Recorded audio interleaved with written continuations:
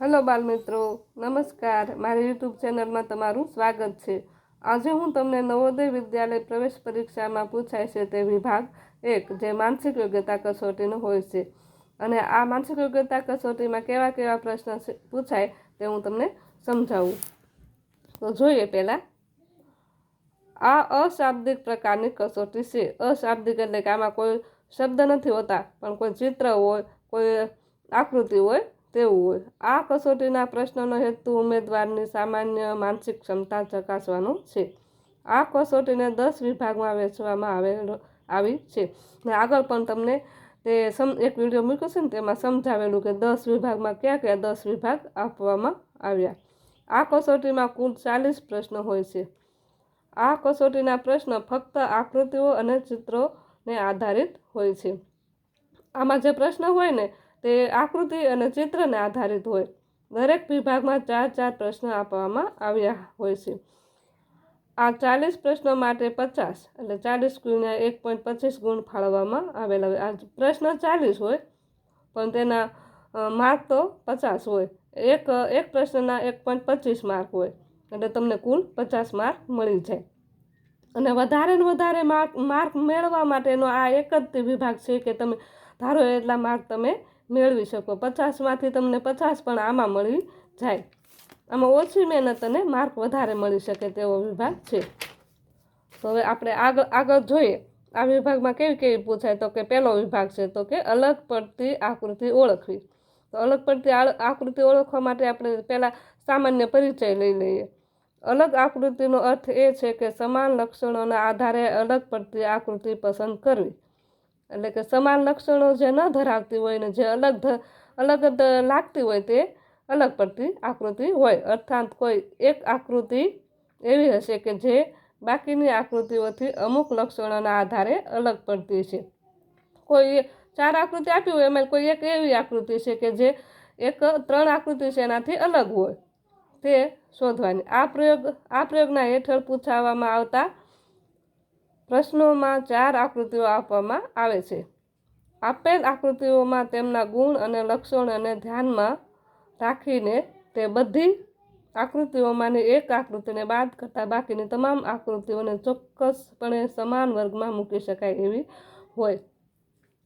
અને તમને સમજાઈ ગયું છે કે 4 હોય, 4માંથી 3 હોય એ સમાન હોય અને 1 હોય એ અલગ હોય. એ અલગ પડતી આપણે શોધવાની હોય. એ શોધવા માટે એનો ઉકેલ આપણે પ્રશ્ન આવ્યો હોય ને તેને કેવી રીતે ઉકેલવો તે માટે થોડીક બાબતો ધ્યાનમાં રાખવા જેવી બાબત છે. તો તે જોઈએ. આપેલ 4 આકૃતિઓને ધ્યાનથી જુઓ. પ્રથમ તો આપણે જે 4 આકૃતિ આપી હોય ને તેને ચારેયને ધ્યાનથી જોવાની અને ઓળખવાનો પ્રયાસ કરો. અને 4 આકૃતિને ઓળખવાનો પ્રયાસ કરવાનો. અને આકૃતિમાં કઈ આકૃતિ સમાનતા છે અને એ 4 આકૃતિઓ આપી હોય એમાંથી કઈ આકૃતિ સમાન લાગે તે શોધવાની. અર્થાત કઈ રીતે આકૃતિઓનો સમૂહ બનાવી શકાય. હવે આપણે એક તો અલગ તારવા માટે 3નો સમૂહ તો બનાવવો પડશે ને, એટલે 3નો સમૂહ બનાવવા માટે તે આકૃતિ કઈ રીતે સમાન તે શોધવાનું. જે એક આકૃતિ આ સમૂહમાં બંધ બેસતી નથી તે આકૃતિની પસંદગી ઉત્તરના સ્વરૂપમાં થશે. એવું હોય કે 4 હોય ને એમાંથી 3 આકૃતિ કાંઈક ને કાંઈક અંશે સરખી હશે અને એક અલગ હશે. જે અલગ હશે તે આપણો ઉત્તર બનશે. આકૃતિઓનો આકાર. હવે આપણે જે અલગ પડતી આકૃતિ છે તેમાંથી આપણને કેવી રીતે તેના જવાબ પૂછાય છે તે અલગ રીતે શોધવાના. હવે આકૃતિઓનો આકાર હોય, ઘણી વખત આકૃતિના આકારના આધારે અલગ શોધવાની હોય. આ શક્યતા હેઠળ આપવામાં આવતી આકૃતિઓમાં 3 આકૃતિઓ એક વિશેષ આકાર ધરાવતી હોય છે. આવું હોય ને, જ્યારે આકારના આધારે આપ્યું હોય ત્યારે 3 આકૃતિ કંઈક વિશેષ એટલે 3 હોય ને એ કંઈક સરખાપણું જેવી લાગતી હોય. અને જ્યારે એક આકૃતિ હોય ને અલગ પ્રકારનો આકાર ધરાવતી હોય તો આપણે નીચે જે આપી છે ને A, B, C અને D ચારેયના આધારે આપણે જોઈએ.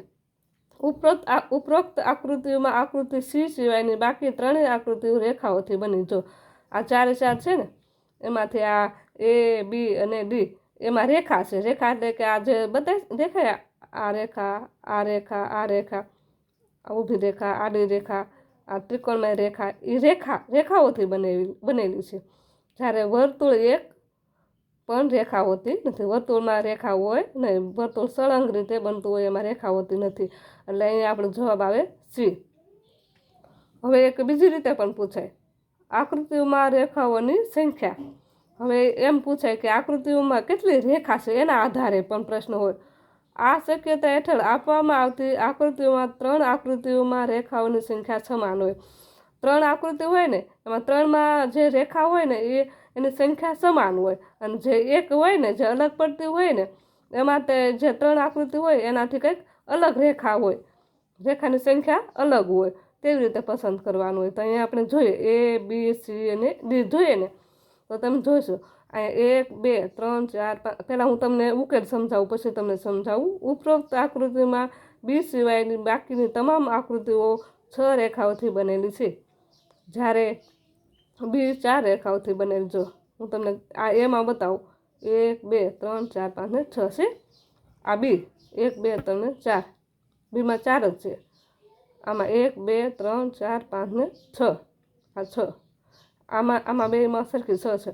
આ 3 A, C અને D 6 વાળી છે, અને B એ 4 વાળી, એટલે આપણો જવાબ આવે B. આવી રીતે અલગ રીતે એની રેખાઓને આધારે, રેખાની સંખ્યાના આધારે આકૃતિ અલગ કઈ છે તે શોધી શકાય. અને આકૃતિઓની સ્થિતિ, આ શક્યતા હેઠળ આપેલી આકૃતિઓમાંથી 3 આકૃતિઓની સ્થિતિ એટલે કે તેમની ગોઠવણ સમાન હશે. આમાં એવું હોય કે આકૃતિની સ્થિતિ ગોઠવણ સમાન લાગતી હોય, અને જ્યારે એક હશે ને એ કંઈક અલગ પડતી આકૃતિની સ્થિતિ કંઈક અલગ રીતે હશે. જેમાં ઘણી વખત એવું કે અરીસામાં જોઈએ તો કેવી લાગે, જળમાં જોઈએ તો કેવી લાગે, એવી રીતે આકૃતિની સ્થિતિ આપેલી હોય છે. હવે તેના આધારે આપણે જોઈએ. અહીંયા આપી તમને ઉદાહરણ તરીકે, ઉદાહરણ જોઈએ A, B, C અને D. અહીં આપેલ આકૃતિઓમાં આકૃતિ C સિવાય બાકીની આકૃતિમાં ચોરસની અંદરના ત્રિકોણની દિશા અને ચોરસની બહારના તીરની દિશા સમાન છે. અહીં જોઈએ ને, હવે તમને એવી રીતે સમજાવું. આ એક ચોરસ છે, આ ચોરસ બરાબર, અને આ એક ત્રિકોણ છે, અને આ તીર છે. આ બેઉની કેવી સ્થિતિ છે? સરખી છે. આમ બેઉ આમ ઉપર જાય છે. આ ત્રિકોણને આ તીર આમ જાય છે, આ ત્રિકોણને આ તીર આમ જાય છે, પણ આ બે સામસામે છે. જો આ ત્રિકોણ આમ આવે અને આ તીર સામે, બેઉ સામસામે છે, એટલે આપણી અલગ C આવશે. આકૃતિઓમાં આકૃતિ અને તેની રેખાઓ. હવે આવી રીતે પણ શોધવાનું. આ શક્યતામાં આપેલી આકૃતિઓમાંની અંદર પણ આકૃતિ જોવા મળે, અને તે દરેકની રેખાઓમાં સમાનતા જોવા મળે, જ્યારે એક અલગ પડતી આકૃતિમાં અસમાન રેખાઓ હોય છે. અહીં તમે જોશો ને તો એક આકૃતિ છે, તેની અંદર પણ એક આકૃતિ છે, અને રેખાના આધારે તે કઈ આકૃતિ અલગ છે તે શોધવાની હોય. તો અહીં ઉપર આકૃતિ B ને બાદ કરતા તમામ આકૃતિઓમાં અંદરની અને બહારની આકૃતિઓમાં સમાન જોવા મળે છે. આ B છે ને એના સિવાયની જો આ A, તો આ જે અંદર છે તેવી જ બહાર છે. આ C અંદર ત્રિકોણ બહાર તે, આ D અંદર વર્તુળ ને બહાર તે. તો આ B એક જ એવી છે કે બહારના ભાગમાં ચોરસ છે ને અંદર ત્રિકોણ છે. તો આપણે અલગ પડતી આકૃતિ B. પછી એક વિવિધ ચિહ્નોના પ્રકાર. એક ચિહ્નના આધારે પણ કઈ આકૃતિ અલગ છે તે શોધી શકાય. આ શક્યતામાં આપેલ આકૃતિઓમાંની 3 આકૃતિઓની સ્થિતિ તથા તેમના ચિહ્નો સમાન હોય. અહીં જોઈને તો 3 આકૃતિ હોય ને, 3ના ચિહ્નો સમાન હોય, જ્યારે અલગ પડતી આકૃતિ હોય તેની સ્થિતિ તથા ચિહ્નો અલગ હશે. તે જ આપણો ઉત્તર બનશે. અહીં તમને સમજાવું. આપેલ આકૃતિઓમાં 2 પ્રકારના ચિહ્નો છે. એક છે ડોલરનું અને એક છે રૂપિયાનું. C સિવાયની બાકીની આકૃતિઓમાં 2 રૂપિયા અને 3 ડોલરના ચિહ્નો છે, જ્યારે Cમાં આનું વિપરીત છે. અહીં તમે જોઈએ ને, તમે જોશો ને તો અહીંયા આ A છે, એમાં 2 રૂપિયા છે ને 1 2 ને 3 ડોલર છે. આ B છે, 2 રૂપિયા છે અને 3 ડોલર છે. આ C છે, તો Cમાં 3 રૂપિયાનું ચિહ્ન, 1 2 અને 3, અને 2 જ તે ડોલર છે. અને આ D 1 2 અને 3 ડોલર અને 2 રૂપિયા, તો અલગ દેખાય છે. આ 3 રૂપિયા છે ને $2 છે, તો અલગ પડતી આકૃતિ આ સી. આકૃતિઓનું પરિભ્રમણ. આ પરિભ્રમણના આધારે પણ આકૃતિ પૂછાય છે.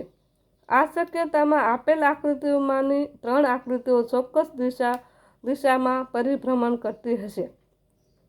આમાં એવું હોય કે આપેલ 3 આકૃતિ હોય ને એનું ચોક્કસ નક્કી જ હશે કે એક જ દિશામાં ઘડિયાળની વિરુદ્ધ દિશામાં ભ્રમણ કરે, કા ઘડિયાળની દિશામાં ભ્રમણ કરે, અને જે અલગ હશે તે કંઈક એનાથી અલગ અનુસરતી હશે, તેની જોડે નહીં એનું હાલતું હોય. એટલે અહીંયા હવે તમને બતાવું તો આપેલ આકૃતિઓમાંની આકૃતિ ડી સિવાય દરેક આકૃતિમાં વર્તુળની બહાર રહેલું તીર નિશાન 180° ફરે, જ્યારે આકૃતિ ડી આ ભ્રમણ અનુસરતી નથી, માટે તે આપણો ઉત્તર બનશે. અહીં તમે જોશો આ એ છે, એ ઘડિયાળની વિરુદ્ધ દિશામાં અહીંયા છે, બરાબર. આ તીર અહીંયા છે. હવે ઘડિયાળની વિરુદ્ધ દિશામાં એ ક્યાં આવ્યું? અહીંયા 180 ફરી ગયું અહીંથી અહીંયા. પછી એનો એ તીર 180 ફરીને ક્યાં આવ્યું? પાછું હતું ત્યાં અહીંયા ઉપર. હવે ક્યાં આવવું જોઈએ? આવી રીતે આવવી જોઈએ ને. તો આપણે આ અહીંયા આવી રીતે નથી, આ એક આમ સામેની સાઈડ તીર જાય છે, એટલે 180° ફરતી નથી. એટલે આ આપણો જવાબ આવશે ડી.